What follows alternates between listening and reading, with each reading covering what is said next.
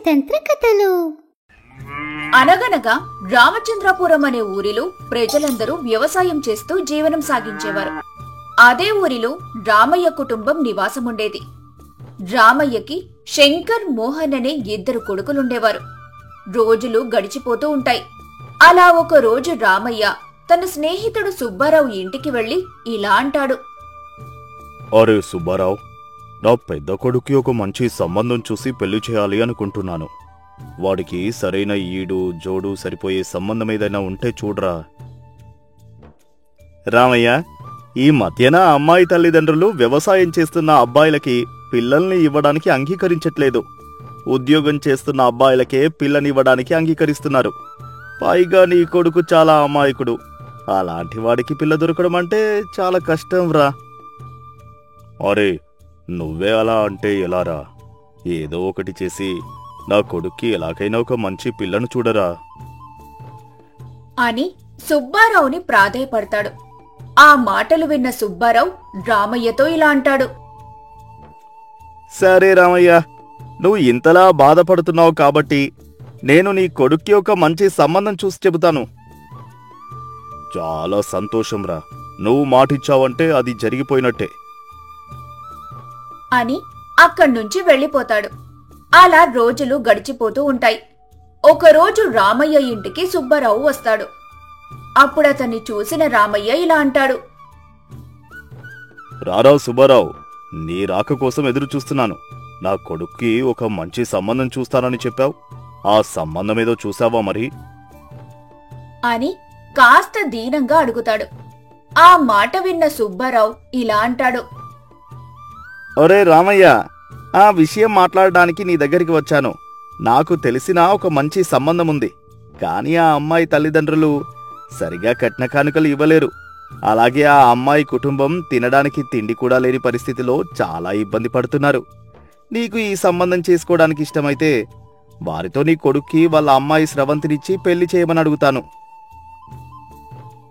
అరే సుబ్బారావు, పేదో రోదో నా కొడుక్కి నేను పోయేలోగా ఒక మంచి సంబంధం చూసి పెళ్లి చేయాలి అనుకుంటున్నాను. కావున నువ్వు ఆ అమ్మాయి తల్లిదండ్రులతో మాట్లాడి ఈ సంబంధాన్ని ఖాయం చెయ్యి అని సుబ్బారావుతో చెబుతాడు. రోజులు గడిచిపోతూ ఉంటాయి. సుబ్బారావు అమ్మాయి తల్లిదండ్రుల్ని మీ కూతురికి ఎలాంటి లోటు లేకుండా రామయ్య కుటుంబం చూసుకుంటుందని చెప్పి వాళ్లని ఒప్పించి రామయ్య కొడుకు శంకర్కి, స్రవంతికి పెళ్లి చేయిస్తాడు. అలా రామయ్య తన కొడుకు కోడలితో హాయిగా జీవనం సాగిస్తూ ఉంటాడు. ఇక రోజులు గడిచిపోతూ ఉంటాయి. రామయ్య రెండో కొడుకు మోహన్ కూడా పెళ్లి వయసుకి వస్తాడు. రామయ్య కూడా మోహన్ బాగా చదువుకోవటం వల్ల ఒక మంచి అందమైన ధనవంతురాలైన కావ్య అనే అమ్మాయిని చూసి ఘనంగా పెళ్లి జరిపిస్తాడు. అలా రోజులు గడిచిపోతూ ఉంటాయి. ఒకరోజు రామయ్య తన కోడలు స్రవంతి దగ్గరికి వెళ్లి ఇలా అంటాడు. అమ్మా స్రవంతి, నా పెద్ద కొడుకు చాలా అమాయకుడు. వాడికి ఏమీ తెలియదు. అలాగే నా చిన్న కొడుకు, చిన్న కోడలు చాలా తెలివైనవారు. వాళ్ళు ఆవలిస్తే పేగులు లెక్క పెట్టే రకాలు. అలాంటి వాళ్లతో నా పెద్ద కొడుకు లాంటి అమాయకుడు అసలు వేగలేడు. నిన్ను పెళ్ళైన దగ్గర నుంచి నేను చూస్తున్నాను. నువ్వు చాలా తెలివైన దానివి, అలాగే ఓర్పు కలిగిన దానివి.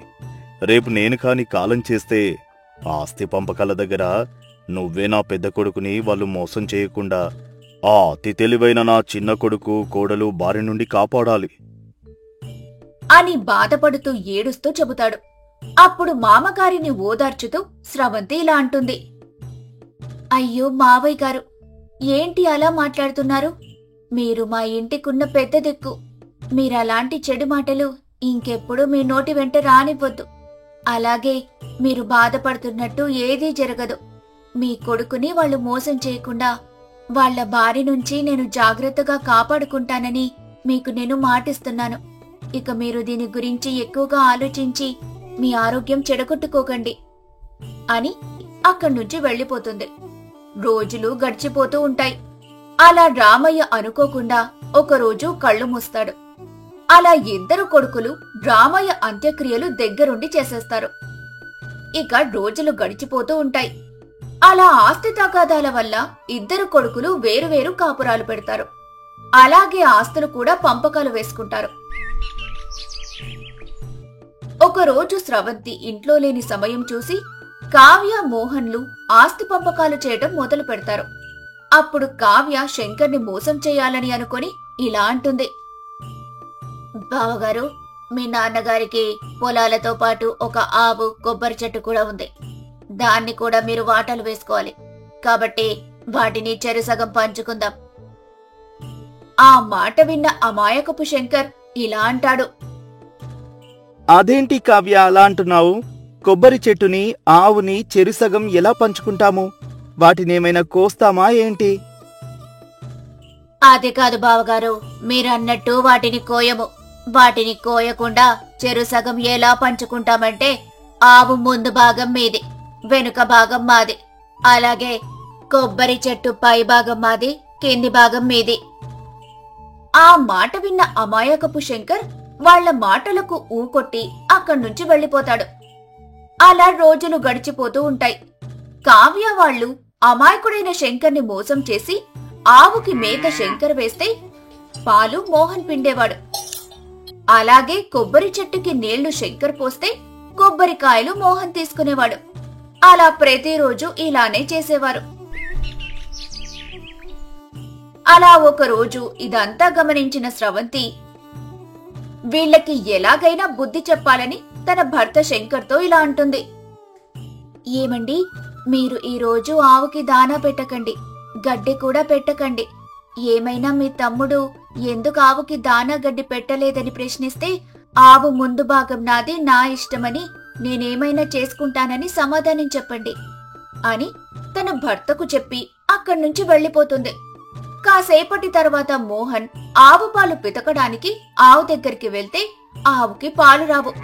అప్పుడది గమనించిన మోహన్ శంకర్ దగ్గరికి వెళ్లి ఇలా అంటాడు. అన్నయ్య, అన్నయ్య, ఆవుకి నువ్వు ఈరోజు దానా గడ్డి పెట్టలేదా? అసలు ఈరోజు ఆవు కొంచెం కూడా పాలివ్వలేదు. నువ్వు ఎందుకు ఆవుకి దానా గడ్డి పెట్టలేదు అని కాస్త గట్టిగా ప్రశ్నిస్తాడు. ఆ మాట విన్న శంకర్ భార్య చెప్పినట్టుగానే నా ఇష్టమని సమాధానం చెబుతాడు. ఆ మాట విన్న మోహన్ కోపం కట్టలు తెంచుకొని వచ్చి అక్కడ్నుంచి ఉక్రోషంగా వెళ్లిపోతాడు. అలా రోజులు గడిచిపోతూ ఉంటాయి. ఒకరోజు మోహన్ భార్య కొబ్బరి నీళ్లు తాగుదామని కొబ్బరి చెట్టు దగ్గరికి వచ్చి కొబ్బరికాయలు కొట్టడానికి చూస్తారు. అప్పుడు అక్కడే ఉన్న శంకర్ కొబ్బరి చెట్టుని గొడ్డలితో నరకటం గమనించిన మోహన్ గబగబా శంకర్ దగ్గరికి వెళ్లి ఇలా అంటాడు. అన్నయ్య, నీకేమైనా పిచ్చి పట్టిందా? ఎందుకు కొబ్బరి చెట్టును గొడ్డలితో అలా నరుకుతున్నావు? అయినా ఈ కొబ్బరి చెట్టులో వాటా నాకు కూడా ఉంది. నన్నడగకుండా నువ్వు ఎలా కొబ్బరి చెట్టును నరుకుతావు? ఇలా వీళ్లు మాట్లాడుకుంటూ ఉండగా ఇంతలో స్రవంతి అక్కడికి వచ్చి ఇలా అంటుంది. అదేంటి మోహన్ అలా అంటావు? అయినా చెట్టు కింది భాగం మాది అని చెప్పారు కదా. మా కింది భాగంలో మేమేం చేసుకుంటే మీకెందుకు? అయినా ఇన్నాళ్ళు మీరు చెట్టు పైభాగం మీదున్న కొబ్బరి బొండాలు ఎన్ని తెంపుకున్నా మేమేమైనా అన్నామా? మరి అలాంటప్పుడు కింది భాగం మేము నరుక్కుంటే మీకెందుకు, ఏం చేస్తే మీకెందుకు అని కాస్త వెటకారంగా అంటుంది. అప్పుడు ఆ మాటలు విన్న మోహన్కి తన తప్పు తెలిసి సిగ్గుతో తలదించుకొని ఇలా అంటాడు. వదినా, మమ్మల్ని క్షమించండి. అన్నయ్య అమాయకత్వాన్ని అడ్డుగా పెట్టుకుని మీరు ఇంట్లో లేని సమయంలో నేను, నా భార్య మా తెలివితేటలు ఉపయోగించి కొబ్బరి చెట్టుని కింద భాగం, అలానే ఆవు ముందు భాగం అన్నయ్యకి అని చెప్పి మీకు అన్యాయం చేశాం. కాని ఇప్పుడు మీరు మీ తెలివితేటలను ఉపయోగించి ఆవుకి తిండి పెట్టకుండా అలాగే కొబ్బరి చెట్టుని నరికేస్తామని చెప్పి మా తప్పు మాకు తెలిసేలాగా చేశారు. అలాగే ఈ రోజు నుంచి ఆవు పాలని, కొబ్బరి బోండాల్ని అన్నయ్య నేను ఇద్దరం చెరుసగం పంచుకుంటాం అని వదినని అన్నని క్షమాపణ కోరుతాడు. అప్పుడు స్రవంతి ఇలా అంటుంది. సరేలే మోహన్, ఇప్పటికైనా నీ తప్పు నువ్వు తెలుసుకున్నావు.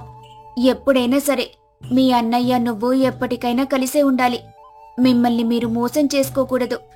ఎవరైనా మిమ్మల్ని మోసం చేయాలని చూస్తే వాళ్ళని మీరిద్దరూ కలిసి మీ తెలివితేటలు ఉపయోగించి దెబ్బ కొట్టాలి అని మోహన్కి అర్థమయ్యేలా చెబుతుంది. అప్పుడు మోహన్ ఇలా అంటాడు. వదినా, నాన్న నాకు చాలాసార్లు చెప్పేవాడు మీరు చాలా తెలివైనవారు అని.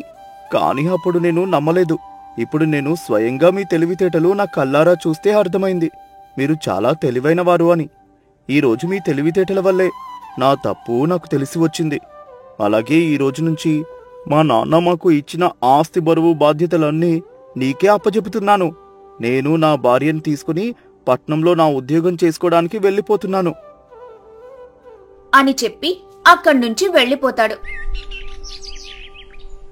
అలా ఆ రోజు నుంచి స్రవంతి తన తెలివితేటలు ఉపయోగించి మోహన్ ఆస్తిని, వాళ్ల ఆస్తిని జాగ్రత్తగా చూసుకుంటూ అన్నదమ్ములిద్దరూ విడిపోకుండా కలిసిమెలిసి ఉండేటట్టు చూసుకునేది. అలా వాళ్లు కలిసిమెలిసి ఉంటూ హాయిగా జీవనం సాగిస్తూ ఉండేవారు.